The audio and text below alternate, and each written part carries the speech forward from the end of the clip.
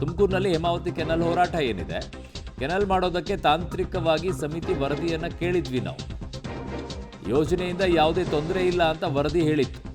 ಯಾವುದೇ ರೀತಿಯಾದಂಥ ಸಮಸ್ಯೆ ಇಲ್ಲ ಅಂತ ಬೆಂಗಳೂರಿನಲ್ಲಿ ಗೃಹ ಸಚಿವ ಪರಮೇಶ್ವರ್ ಅವರು ಈ ವಿಚಾರದಲ್ಲಿ ಸ್ಪಷ್ಟನೆ ಕೊಡ್ತಾ ಇದ್ದಾರೆ. ವರದಿಯನ್ನು ಮುಂದಿಟ್ಟುಕೊಂಡು ಕೆಲಸ ಆರಂಭ ಮಾಡಲಾಗಿದೆ.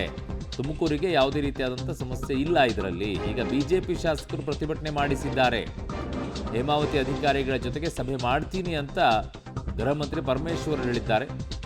ಹೇಮಾವತಿ ಕೆನಲ್ ಹೋರಾಟದ ವಿಚಾರದಲ್ಲಿ ಈಗ ಕೊರಟಗೆರೆಯ ಶಾಸಕರೂ ಸಹ ಆಗಿರುವಂಥ ಪರಮೇಶ್ವರ್ ಅವರು ಮಾತನಾಡಿರೋದು. ಮಾಡಿದ್ದೀವಿ, DCM ಅವರು ಮಾಡಿದ್ದಾರೆ. ಇದು ತಾಂತ್ರಿಕವಾಗಿ ನಾವು ಸಮಿತಿ ಮಾಡಿ ಸಮಿತಿಯಿಂದ ವರದಿ ತರಿಸ್ಕೊಂಡು ಆನಂತರ ಕ್ರಮ ಮಾಡ್ತೀವಿ ಅಂತ ಹೇಳಿತ್ತು. ಅದರ ಪ್ರಕಾರ ವರದಿ ಬಂದಿದೆ. ವರದಿನಲ್ಲಿ ಕೂಡ ಇದು ಏನು ತೊಂದರೆ ಆಗೋದಿಲ್ಲ ಅಂಥೇಳಿ ವರದಿ ಕೊಟ್ಟಿದ್ದಾರೆ.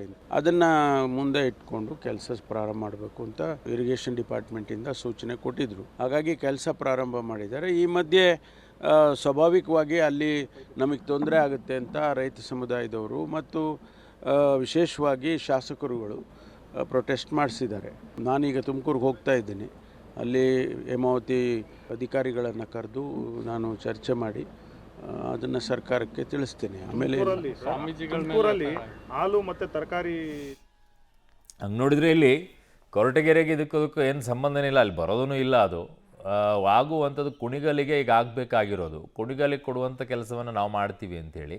ಬಟ್ ಅಲ್ಲಿ ಆಗ್ತಾ ಇರೋದು ಅದು ಮಾಗಡಿ ಮತ್ತು ರಾಮನಗರಕ್ಕೂ ಕೂಡ ಹೋಗುತ್ತೆ ಅಂಥೇಳಿ. ಮಾಗಡಿಗೆ 0.6 TMC ನೀರು ವರ್ಷಕ್ಕೆ ಕೊಡುವಂಥ ಕೆಲಸ ಇಲ್ಲಿ.